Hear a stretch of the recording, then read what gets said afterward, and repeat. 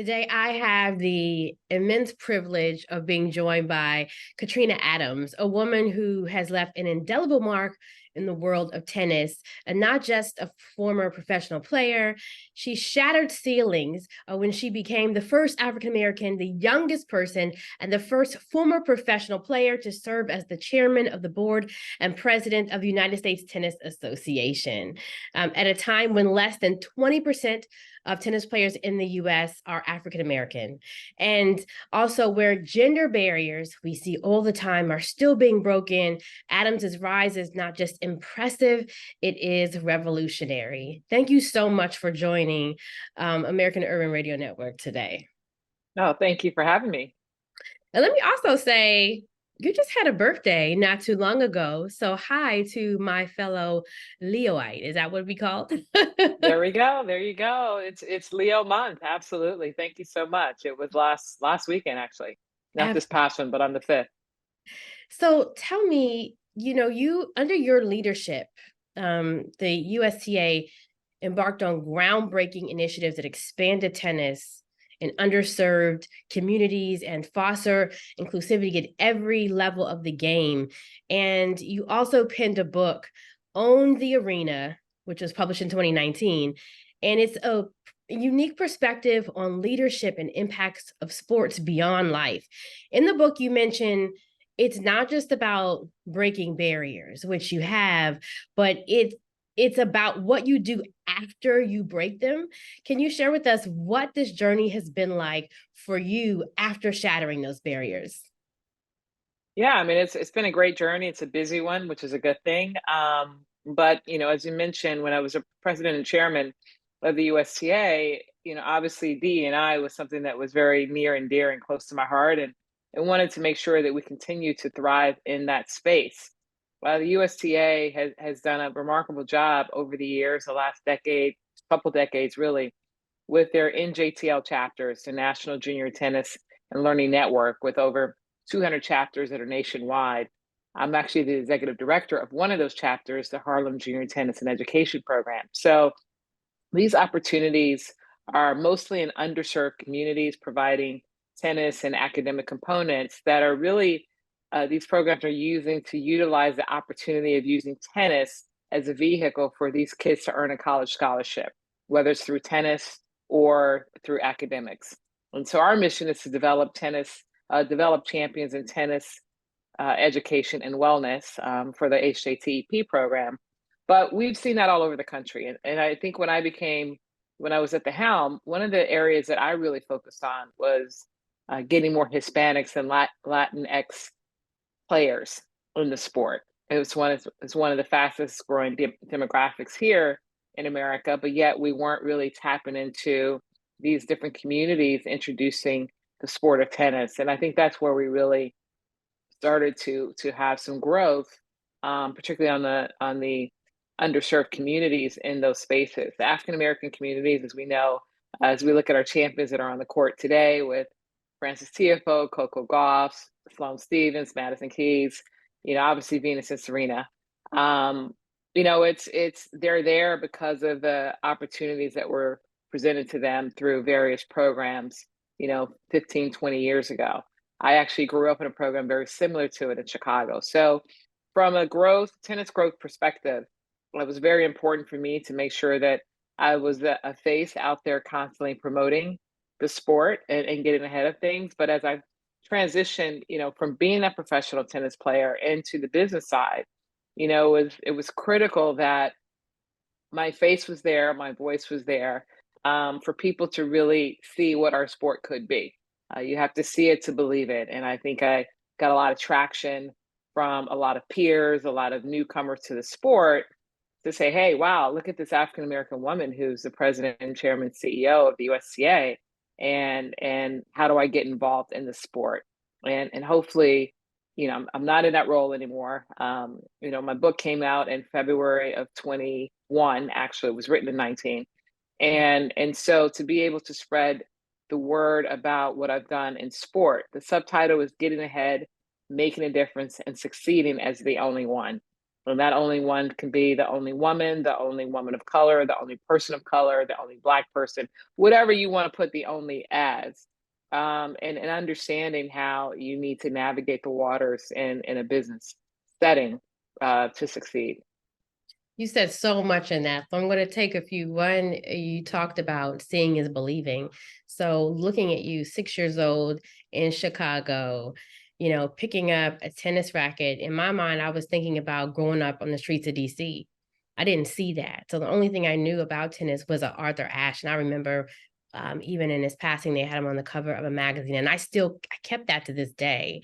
And then I remember in 68, he was on the cover and they said, I think it was the icy elegance of Arthur Ashe.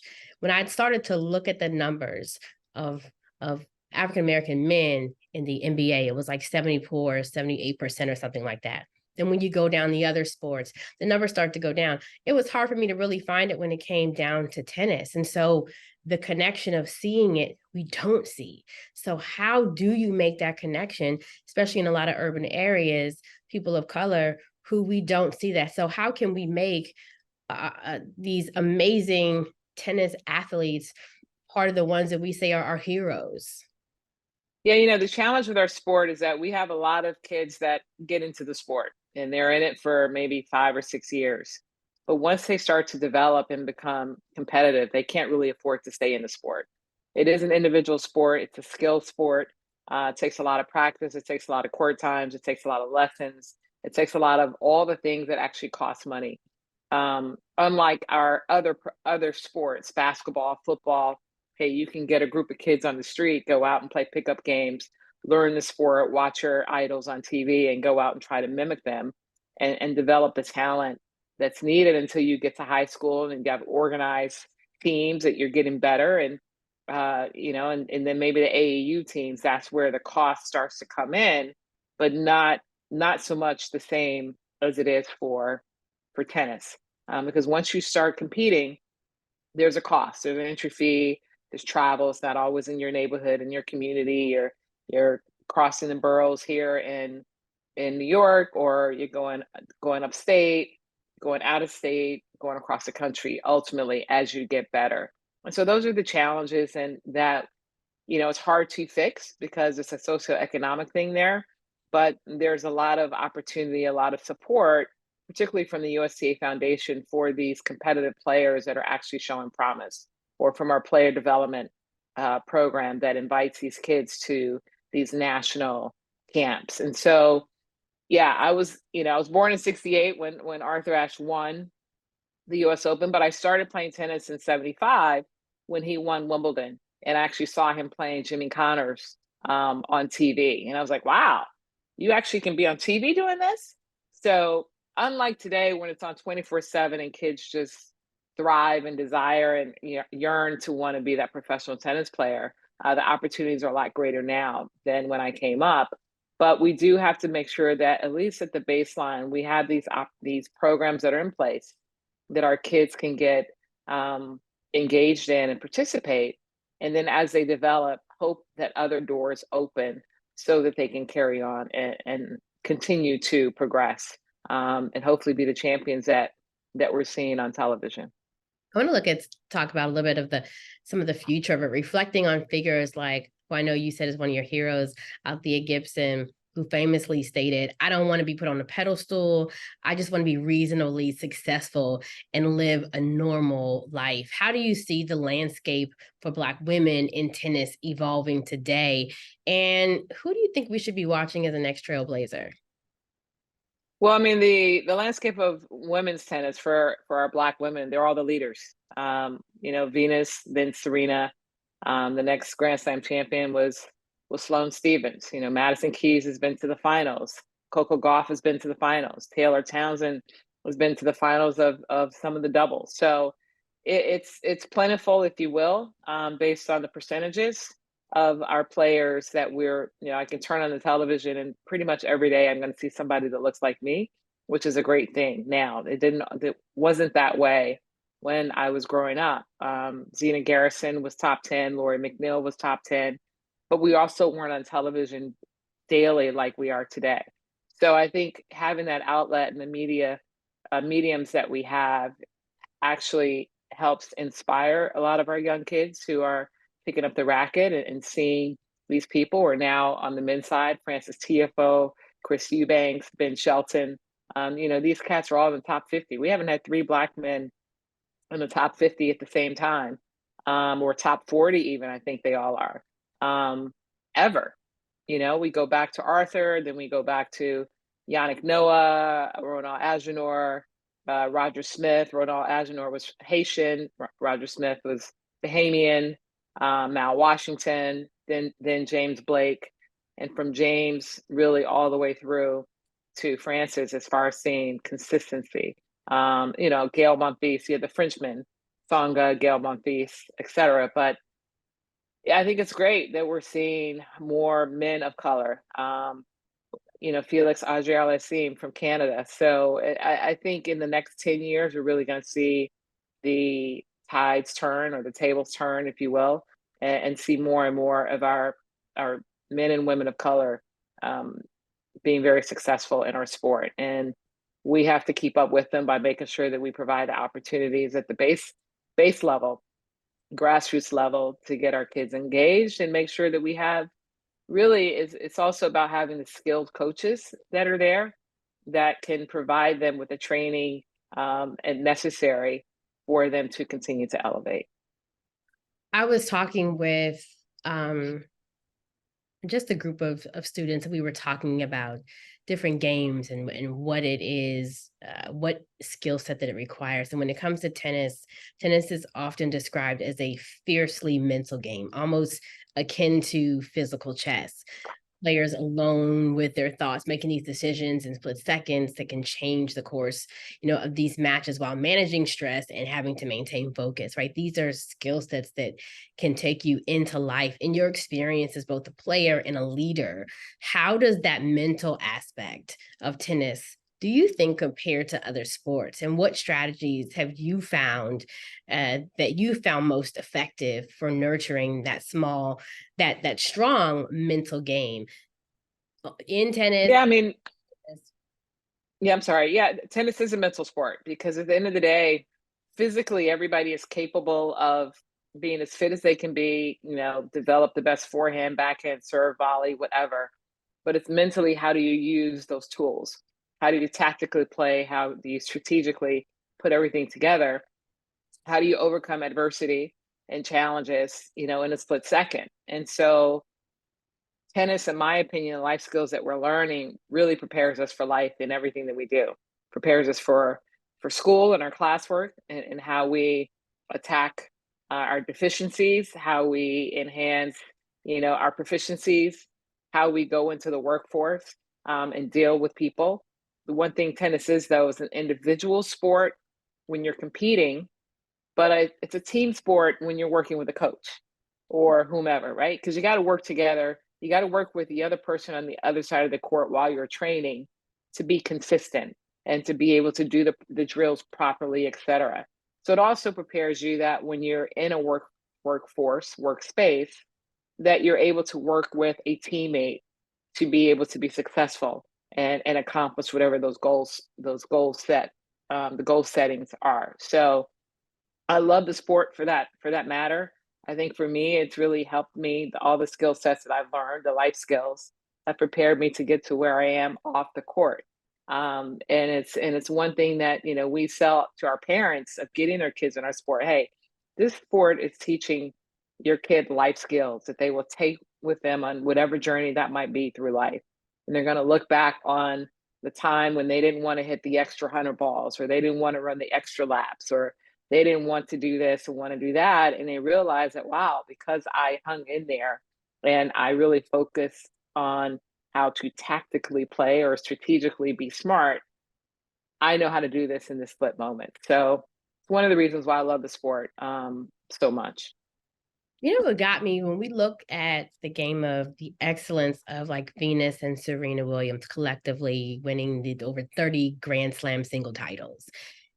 But even along their journey, and this is just, being a Black woman, we saw so much unwarranted criticism, often tied to them just being Black. How do you look at the resilience and the grace, like under the spotlight, even what you have had to go through, and how do you think this experience, what it reveals about the broader intersection of race and sports? Yeah, I mean, listen, that's through all sport. I think for us in tennis, because it's an individual sport, we constantly stand out because we're the only ones on the court. And the majority of your participants, your competitors, and your spectators are not of color. So you always stick out. All eyes are on you. One of the things when I took the role of the USTA, I knew all eyes were on me because you always have the naysayers that think that, waiting for something to happen or something to go wrong, if you will, whether it's from, the players on the court or, being in a boardroom or being in the business setting. But I think, the resilience is it's how we're raised. We haven't had a choice. We were raised to have to deal with so much adversity. And it's how we deal with it and how we overcome it. And we keep our head high and keep walking, right? When they go low, we go high. Um, in Sometimes the can words we of go low? Michelle, Sometimes in the words of Michelle Obama, we we gotta go high, did. right? We Because when did. we go low, that's what they're expecting. Was They Alabama go low, low? they go low all the time, right? But Right, we can't right, we can't meet them. We can't lower our standards to that level. And I think that's the beauty of what watching Venus and Serena overcome what they've done for so many years, and Venus still going at it. She yeah. won her match yesterday, so she's still going at it, and to see her continue to be that role model on and off the court with all the businesses that these women have, and how they're reaching back and pulling forward, and how all the other players also have their foundations. Sloane Stevens has a foundation, a tennis program out in LA, and everyone is doing their part. Francis Tiafoe just started his foundation, so they understand that it's something greater than them, um, to help them be successful, and that it's a whole army of people, a whole culture of people that's behind them 100% day in and day out. I feel that for myself, in different settings and environments. And so you get your strength in knowing that. And that's what keeps you afloat. That's what keeps you motivated to go forward, you know, day in and day out, and hoping that you can spread a positive word, and encouraging others and empowering them and inspiring them in ways that perhaps they haven't had, the opportunity to be in their in particular environments. I want to stay on that vein and talk about the athletes and advocacy. When we look at fast forwarding to today, we've seen athletes like this is on the NFL side, but like a Colin Kaepernick, or in the NBA, like a LeBron James, and among others, but many using their platforms to advocate for Black lives and the movements of social justice. Even on the mental health and self-care side, we even seeing like Naomi Osaka when she came out and began to just talk about what she was going through. How do you view the role of athletes, especially tennis players, as advocates in this current era? And what responsibilities do you believe, if at all, that they should play in this in change? Yeah, no, I think it's huge. When you look at tennis, we're a global sport, right? So you can't just look at it as color, because you have so Mm. many players from so many nations who are these advocates and heroes in their own countries, for whatever, whether they come from a war torn country or whatever the poverty level, whatever it is, everybody's doing their part in their own countries. And so one thing that I admire about our sport, when you're having conversations with particularly some of the older champions and what they're doing and the foundations that they have, and what they advocate for. Um, but when I look at our men and women of color, and what they represent and the role models that they are, it's critical, because we know where we came from. We know what challenges we've had to overcome. We know what opportunities that were presented to us that we may have, gravitated to and taken a hold of to get to where we are, and that we have an obligation to reach back and pull forward. So, we have to own those obligations that we have. So when you look at LeBron and you look at Colin and you look at, Francis now with with his foundation. You look at Serena, you look at Coco Gauff, who's 19, who really spoke out, stood up and spoke out, in the last 3 years when we were going through not only the COVID pandemic, but the racial pandemic, and understanding, how young she is, but that she gets it, but she has a grandma who came through a segregated time, who was the first Black teacher in Delray, and overcame so much. So, we have to know our history, and we have to know what kind of history we want to leave behind, or what our legacy is that we want to leave behind. And so I think it's critical that we all play our part.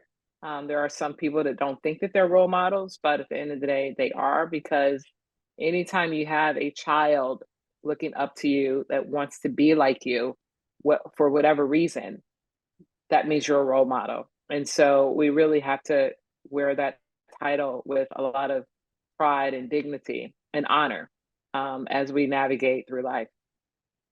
I want to go back to your book, Own the Arena. What prompted you to sit and write this?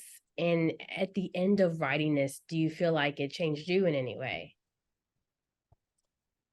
Yeah, it's something that I never had a desire to write a book. I had many people around me that thought I should write a book. I'm a fairly private person, I guess no longer, but and people ask, well, why should I? And this is because you have something to share. Um, you've accomplished so much that you can teach others. And so we started to talk about it being more of a leadership book, not an autobiography. And so when I looked at it from that perspective and that angle, I said, yeah, what, I would love to do that, because I want to be able to share my trials and tribulations, and perhaps help someone else, no matter what their race is, no matter what their gender is, and no matter what their socioeconomic background is. There's a lot in understanding how to own your arena, and owning your courage, and owning your voice, and owning your identity, owning your possibilities, your obligations, as I mentioned. And I think going through this journey and writing it, I had the opportunity to really reflect on the people that helped me get to where I am, and acknowledging them, because you don't do anything on your own. We don't get anywhere on our own. We always say, you do say, oh, I did this all by myself. No, you didn't. You had somebody that woke you up in the morning and put your clothes on, but put food on your table, that did this, whatever that might be, or not. And not having those people help motivate you to be who you are, right? And so through that journey, I did learn a lot about myself, in reflecting and understanding how fortunate I was, how blessed I am, but also opening up doors to take me to places, hopefully to take me to places that I never thought, that I would go. And that's being that speaker, and sharing these stories, and these these opportunities to empower others, and enabling them to believe in themselves, no matter what their challenges are. And so I think for me, it's definitely been a blessing, and something that I think every time I kind of talk about it, I think of something different that's in the book that I might not have reflected on before. Can you share one of those? One of those Oh, points with us? Like in the book, what is something that even when you go back and look at it and reflect on it, it kind of maybe takes you back down the memory lane? Or sometimes my grandma used to always say, when we be in church, when I think on the goodness, but just thinking about your story, and thinking about your testimony, and thinking about what you had to go through when you go through the book, is there something that you can share from the book that just always sticks out to you? yeah, I think whether it's a book or just in life, it's really the journey my parents took to get me to provide the opportunities and the sacrifices that they made, daily, that I never understood as a kid. Kids don't know how much stuff costs, or the value of stuff, or what it actually takes for them to, you know, have a full day of work, get get your meal ready, get you to practice an hour away, sit there, bring you back an hour later, and then sit up and grade their papers, while you're doing your homework and get up and do it all over again the next day. You don't understand any of that until you get older, and realize just how precious time is, but also just how precious your parents are who went that extra mile. And my parents went extra miles, in my opinion, to see me succeed, having two older brothers. So, money was tight. And both my parents were teachers in Chicago public schools. They were not getting paid a lot. But That is my real. dad penny pinched. Yeah, I mean, he penny pinched every opportunity. So it's being grateful for what they've provided, and how they raised me to communicate with others, and develop the relationships that I did along the way with a lot of older people, that I still communicate with, because I'm so grateful for them to pick me up to go to practice one day, or sit, at a tournament because my parents couldn't go, or all the little things that really added up. And so those are the reflections that I reflect on the most. Wow. Just a couple of more questions. One, I've had this in my mind as we look at every single industry. The recent role of AI and technology in sports has been a significant talking point. So when we talk about AI and tennis, I believe that they're using it now to call even some of the games. In your view, how is this changing the game of tennis? And what potential does it hold for developing young talent, possibly? Yeah, I mean, listen, AI is here. It's not going away. It's good on one hand and not so good on the other hand, because on the other hand, it's taking away jobs from humans, right?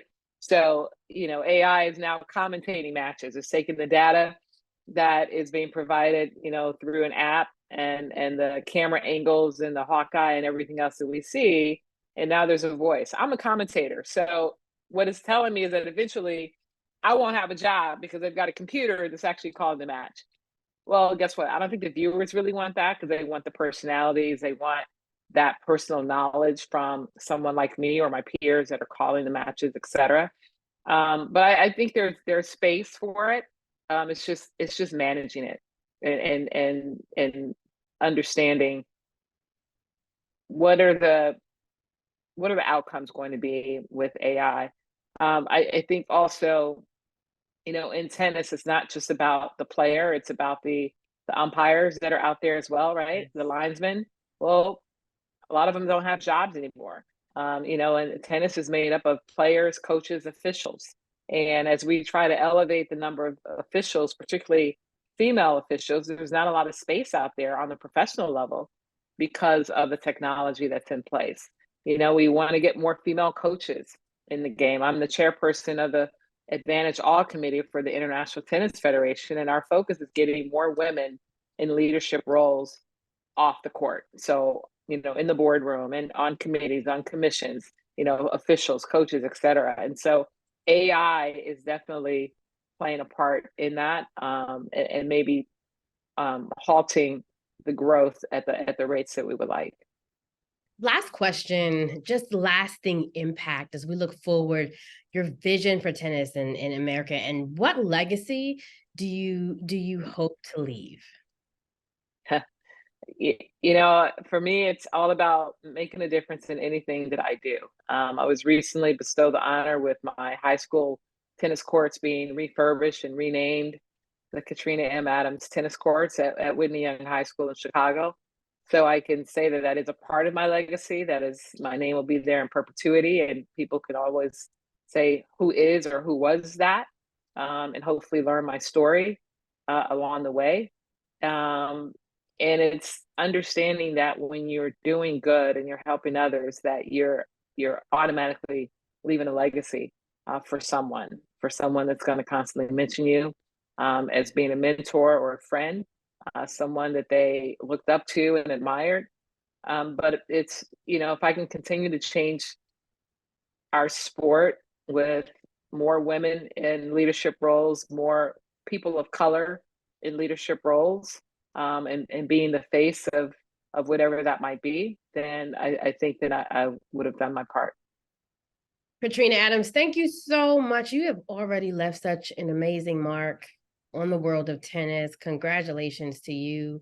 And all that you have done, especially going back into the communities and working with those who have never, if it wasn't for what you were doing for reaching back, wouldn't have that connection to tennis and wouldn't be able to develop that mind, that mental skill set that you have to have, that chess mind. So thank you for all that. I wish you the best. I want you to come back on and talk to Oh, me. thank you. Absolutely. And much blessings to you in the future. Thank you so much for joining us today. It's my pleasure. Thank you so much.